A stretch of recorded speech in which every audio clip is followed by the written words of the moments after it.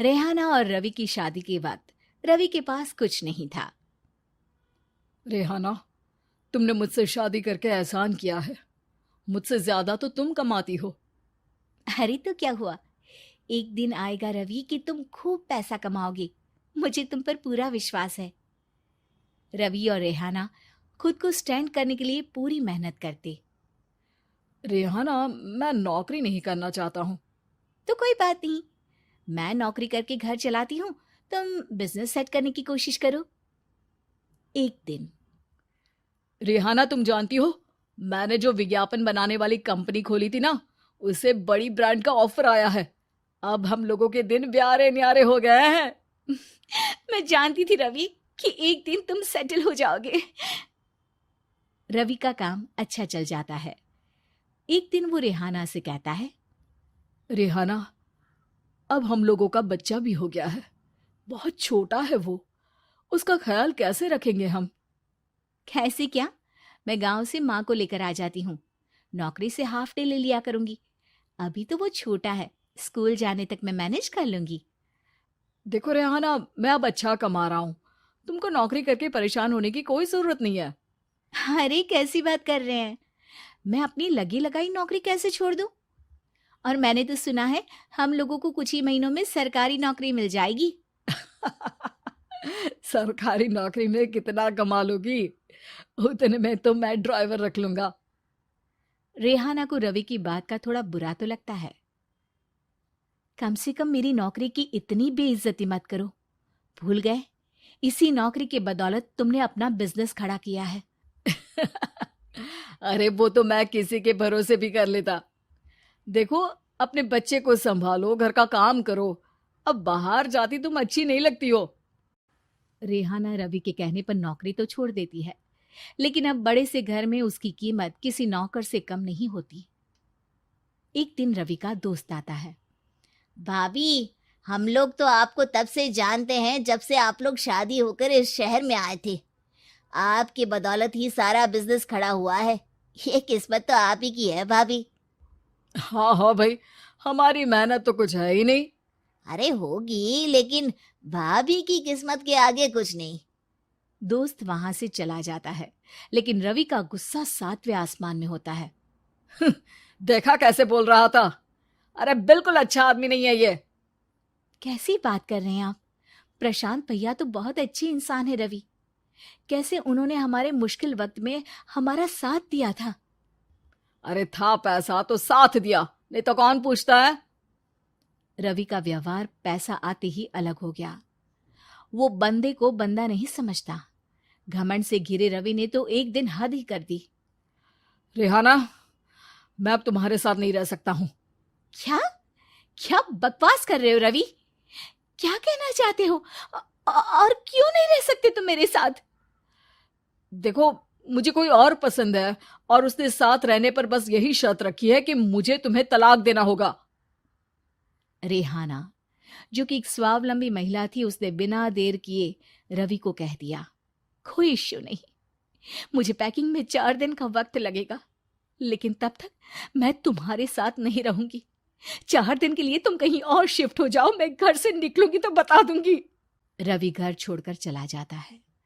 रेहाना को दुख होता है, वो रोती है, लेकिन व्यवहार से स्ट्रांग रेहाना को पति के वापस आने का और उसे सबक सिखाने का पूरा भरोसा था। फिर एक दिन, अरे शुशिका, कब शादी करोगे तुम मुझसे? यार मैंने तो सोचा था तुम शादी से पहले मुझे विदेश लेकर जाओगे, महंगी कार दिलाओगे। अरे सब दिला दूंगा, लेकिन पहले मुझसे शादी तो कर लो। हाँ हाँ, क्यों नहीं।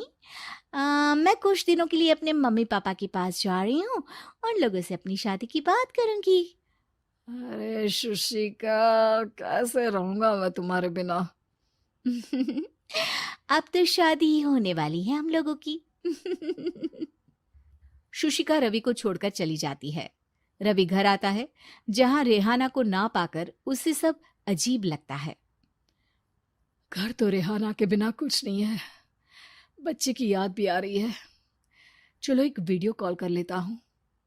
रवि रेहाना को वीडियो कॉल करता है, लेकिन रेहाना फोन नहीं उठाती। रात को सोते वक्त मन कर रहा है मुन्ने को गले लगा लूं। चलो कोई ना, शुशिका से शादी के बाद मेरे और भी बच्चे होंगे। अगले दिन रवि ऑफिस जाता है, जहां टीना खड़ी होती है। सर, आपने अपने नए ऐड के लिए मॉडल की रिक्वायरमेंट डाली थी ना, मैं उसी के लिए आई हूँ। रवि टीना को देखकर खुश हो जाता है। अब शादी हो गई है तुम्हारी? नहीं सर, बस अच्छा सा हैंडसम और अमीर लड़का देख रहे हैं मेरे मम्मी पापा। रवि के दिमाग से तो टीना को देखकर शुशिका का ख्याल भी खत्म हो जाता है। अरे यार, ये लड़की मिल जाए कितनी सुंदर है। शुशिका तो इसके आगे कुछ नहीं है। आ, अब क्या तुम्हें ऐसा नहीं लगता कि मुझसे मिलकर तुम्हारी ये खोज खत्म हो गई है? आप ना, आप तो 2 बच्चों की पापा लग रहे हैं। अरे नहीं नहीं, मेरी शादी तो हुई थी, लेकिन बीवी को किसी और से प्यार था, मुझे छोड़कर चली गई। खैर, टीना की दोस्ती रवि से हो जाती है, लेकिन 1 महीने बाद शुशिका रवि के पास वापस आती है। मेरे मम्मी पापा तुमसे मिलना चाहते हैं, लेकिन उन लोगों को ये मत बताना कि तुम पहले से शादीशुदा हो, और हाँ, शादी से पहले अपनी सारी प्रॉपर्टी तुमको मेरे नाम करनी होगी।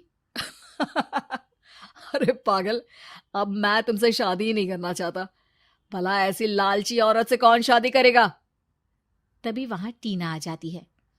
रवि, ये पागल सी औरत कौन है? देखो, तुमने ही कह दिया ना पागल, तो पागल ही है। पता नहीं कौन है, कह रही है शादी कर लो, लेकिन शादी से पहले अपनी सारी प्रॉपर्टी मेरे नाम कर दो। बोल तो सही रही है।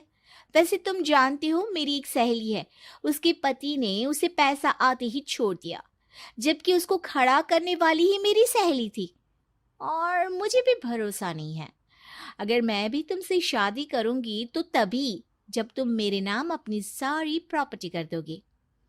अरे हाँ हाँ, क्यों नहीं, बिल्कुल कर दूंगा। रवि और टीना की शादी की तारीख तय हो जाती है। वो अपनी सारी प्रॉपर्टी के कागज लेकर शादी वाली जगह पर पहुंचता है, लेकिन वहां टीना आती नहीं। रवि टीना को मैसेज करता है। कहाँ हो? सॉरी, मैं तुमसे शादी नहीं कर सकती, मुझे तुमसे भी ज्यादा पैसे वाला मिल गया। रवि को गुस्सा आ जाता है। वो गुस्से से सारा डेकोरेशन तोड़ रहा होता है कि वहां रेहाना आ जाती है। सर, क्या हो गया? क्या डेकोरेशन पसंद नहीं आई आपको? अ, तुम यहाँ क्या कर रही हो? मैं यहाँ की डेकोरेटर हूँ। क्या आपको पसंद नहीं आई यहाँ की सजावट? रवि दौड़कर रेहाना के गले लग जाता है। मुझे माफ कर दो रेहाना। रवि रेहाना के गले लग जाता है और रेहाना टीना को थैंक्स का मैसेज करती है।